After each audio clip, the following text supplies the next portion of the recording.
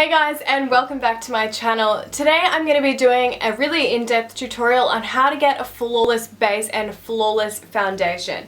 I've had a couple of questions on how I do my foundation and how I match it to my skin, so I thought I would do a really in-depth tutorial on how to pick your foundation color, to work out what undertones you have, work out what type of skin you have, and basically anything to do with getting a flawless foundation base.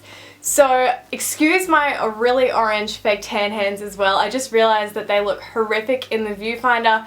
I did a fresh baked hair this morning and so they're looking a little bit cheesily and a little bit gross. I also realized that it looks like I'm wearing no top, but I actually am, I assure you I am.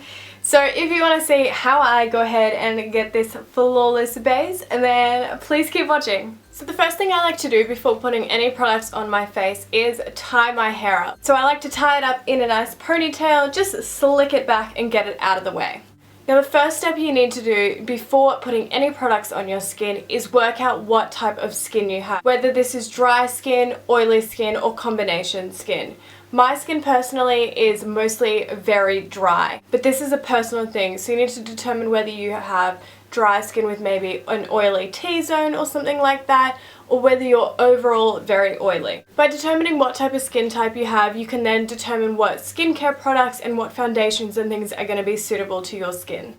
So the next step with your skincare is to apply a moisturiser. So I'm just going to go ahead and use a Revitalift, which is by Loreal. You just want any moisturiser really. If you have oily skin, this is actually an overproduction of oil in your skin, and that is telling your skin that you're not producing enough natural oils. So by using a moisturiser, it's actually going to tone down the amount of oil that your body is producing. So just taking your moisturiser and applying this all over your face.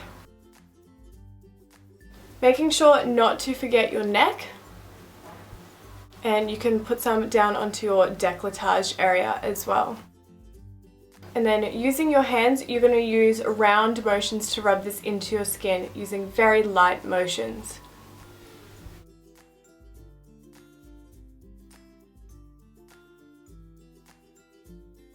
So the next step that a lot of people skip is priming.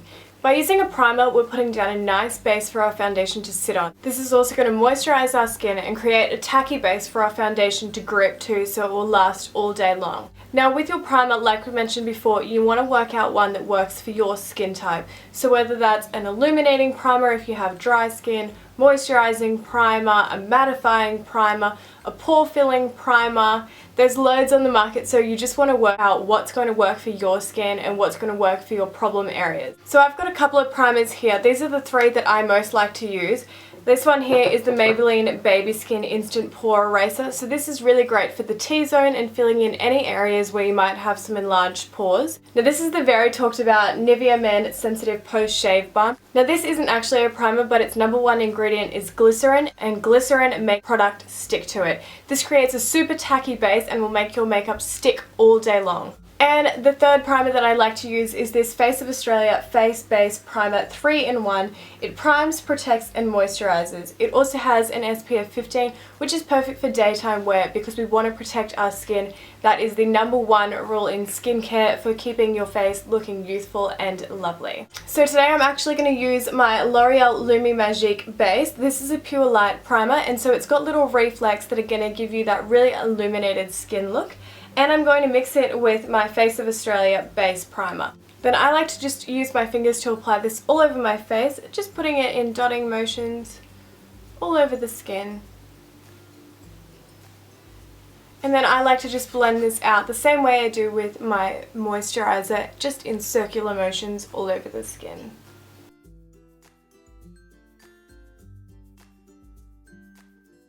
Now the next most important step is firstly to determine your undertone of your skin. So for me, I am a yellow undertone. There's yellow undertones, pink undertones and neutral undertones. So by doing this, you're going to work out what shade of foundation you need. So the easiest possible way to do this is actually by looking at the veins in your hand. So if they appear sort of blue, purple, you're probably a pink undertone. If you look at them and they are a green undertone, you're going to be a warm undertone, so a yellow undertone. And if you're not really sure they sort of sit both ways, then you're probably a neutral undertone. So determining this is going to work out which foundation works perfectly for you. So now you want to pick a foundation that matches your skin. Today I'm going to be using my NARS Sheer Glow, and this is in the shade Strombolli. This is definitely a yellow undertoned foundation. Now the best way to match a foundation to your skin is actually sort of just here on your jawline. Rather than doing it on your hand or your neck even, neither of these are going to be the same color as your face. Your face is always going to be a different shade to the rest of your body because your body tans more than your face does, and you're scrubbing your face and washing your face far more than you're scrubbing your body. So you can see here that this one matches my neck and my skin tone fairly well. I know that this one works for me because I have tried it many times before and I've had it match to my skin. That's my best tip for you as well. If you don't know much about foundations and you're not really sure which one to get, go into your makeup store, talk to the makeup artist there. They can match a foundation to your skin. Make sure you wear it all day. Go away and say, look, I'll try it for the day and come back and see how it works for me. You want to be able to see how it looks in sunlight. You want to see how it sits on your skin. You want to see if your skin reacts to it or anything like that, and see if you're happy with it before you buy it. Now you can apply your foundation in 3 ways. You can use a brush like this one, a flat top kabuki brush, a beauty blender, or just your fingers. So today I'm going to be using my flat top kabuki brush and my damp beauty blender. So I like to use my foundation directly out of its pump, so I just pump it onto my finger and dot this all over my face. And with foundation you want to remember to always take it down your neck so that you don't have that harsh line on your jawline. So once I'm happy with the amount of product that I've put on my face, I like to take my flat top kabuki brush. So I like to just pat the product.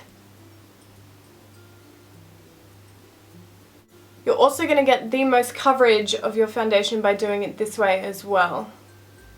And then using circular motions on the jawline to blend it out. The problem with just applying your foundation with a brush is sometimes it can leave brush marks on your face and it's not going to look flawless. By using a damp beauty blender and just going over the foundation, you're going to get rid of any of those brush marks, and you're also going to soak up any excess product. So I like to go in with this one and just pounce this all over your skin and blend the foundation out even more. If I have any extra redness peeking through, or if I've got any blemishes, I like to go back in with my foundation and just spot apply where I want a little bit more coverage. So I can see that I've got some pigmentation on my lip here, so just applying a little bit more. I like a little bit more coverage on my cheeks and a little bit more on my chin. So then just going back in with my beauty blender and blending this out. An important note is to always blend your foundation up into your ears and also into your hairline. This is the way that you're going to get the most natural appearance with your foundation, and there's not going to be any harsh lines between your hairline and your foundation. And onto your ears. Now that I'm pretty happy with my foundation base, I think my skin is looking fairly flawless, I like to go in and use concealer. So concealer is going to be placed anywhere that the light would naturally hit. So just under the eyes, the bridge of the nose, the chin, and a little bit on the forehead. Now the thing to remember with concealer for under the eyes is it should always only be 1 to 2 shades lighter. You don't want anything stark white or too bright, as it's just going to look strange. So I'm using the Maybelline New York Fit Me concealer in the shade Sand. If you want something that's going to really cover those dark circles, go for a salmon undertoned concealer. This is going to counteract those dark purple shades as well and brighten that area up. So I like to take my concealer directly from the tube, just on the doe foot applicator, and just apply this under the eyes. Now with concealer, you actually want to use this in an upside down triangle motion. So you can see here, I'm just dragging it up and across, so you've got that triangular shape there. You also don't want to apply the concealer just directly under your eyes, because then you're going to have bright under eyes and no brightness anywhere else on the face. So I'm applying it under my eyes, bringing it into the inner corner here, on our chin, bridge of our nose, and on the forehead. When blending out the concealer under your eyes, you should always use your ring finger. This is the most gentle finger, and it's going to be the lightest on that very thin skin under the eyes. So you don't want to drag the product under the eyes, because this skin is so sensitive and so fragile. So you just want to pat the concealer into your skin. Now once I've blended out the majority of my concealer, I like to go back in with my damp beauty blender and use the pointed end to blend under the eyes.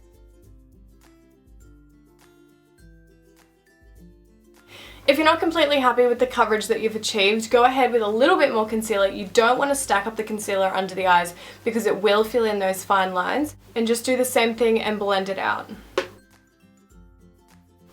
Now onto concealer for your face. If you have any blemishes or maybe dark pigmentation or anything that you want to conceal on the rest of your face, you're going to go ahead with a different concealer. For blemishes and face problems, you want to use a concealer that is the exact same color as your foundation. Now the next step that you always want to do, regardless of whether you have dry skin or oily skin or anything, is you want to set the work that you've done. So the part that I like to set first is my under eye area. So I like to go in with a really finely milled under eye setting powder, and today I'm using my e.l.f. High Definition Under Eye Setting Powder. This is a translucent powder, so it doesn't have any color to it. It's just a brightening under eye setting powder, and I like to take this on a setting brush from Real Techniques. So you just want to dust a little bit of product, tap off any excess, and you want to set that under eye area directly under the eye. Now when it comes to setting your under eye area and your concealer, there are loads of techniques that you can do. You probably would have seen some techniques called baking, and that is the use of lots of powder product where you pat it onto the skin in an excess amount of product, and it sets your concealer and stops it from creasing all day long. The only reason I don't like to do that is because I have such dry under eye areas, so I prefer not to bake my under eye area because I find that it really accentuates my fine lines, and it also accentuates any sort of dry areas under my eyes. So I like to just set it with a natural under eye setting powder and then with a brightening powder. By all means, go ahead and do whatever you want and whatever works for you. If you feel like trying baking, then do that. It is such a great technique. It's just not something that really works for me. So once I've set the majority of my under eye area just with the fine milled powder, I like to go in with a brightening powder. Now this one here, it's the Australis Banana Powder. Loads of brands do a brightening under eye setting powder. I just like to use this one because it's super affordable and easy to get in Australia. So you're going to do the same thing, just getting a little bit of that product, tapping off any excess and putting it under that eye area. By using a yellow powder, it's going to really brighten up that under eye area and stop those dark circles from coming through. So just again in that triangle motion, bringing it up onto the cheekbone and just setting that concealer in place. I also like to take this anywhere else that I put that highlighting concealer, so on my chin. This is going to brighten and bring those areas forward, down the bridge of my nose, and a little bit on the center of my forehead. So the next step is to go ahead and set the rest of our face. We don't want our foundation slipping and sliding throughout the day. This is so important regardless of whether you have dry or oily skin.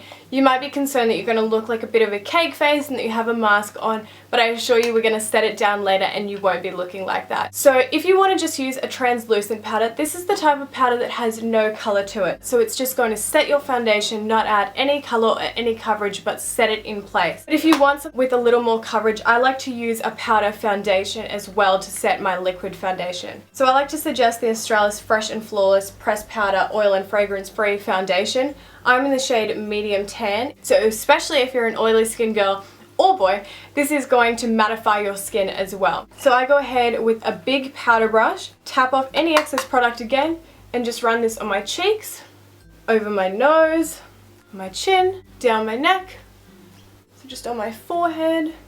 So when you're doing this, you also want to gently blend it using a really, really light hand because you don't want to disrupt the product that we put on down underneath. So just lightly buffing it over the skin, making sure not to press too hard or swipe the product around, just lightly pressing it into the skin. So that is the majority of our face done. The last thing I would always suggest to you is using a setting spray. So as I mentioned before, if you're concerned about that sort of cake face look where you look like you have a lot of powder on, a setting spray is going to be your best friend. So a setting spray is going to hold your makeup all day, it's going to get rid of that powder effect, and it's going to give you that skin look back. So I recommend any sort of setting spray such as the Urban Decay All Nighter Setting Spray. This stuff is like glue. It will lock your foundation on all day long. But the other one I like to use is the MAC Prep and Prime Fix Plus. Now this one here isn't going to hold your foundation all day like another one. This is actually just a makeup spray.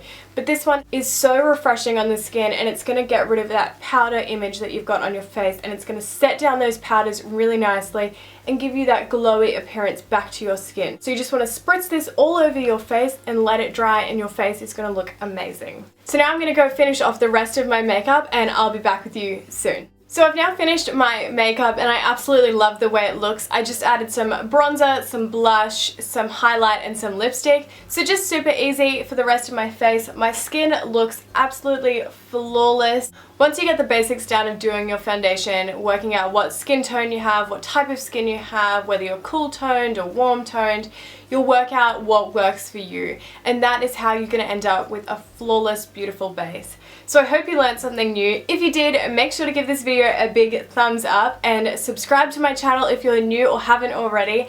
And leave some comments down below of maybe your favorite foundation, your favorite concealers, or what products work for you, so that we can share and talk down below. So I hope you have a wonderful day today, guys. I hope you learned something new and enjoyed this video, and I'm sure I'll be seeing you very soon. Bye, guys.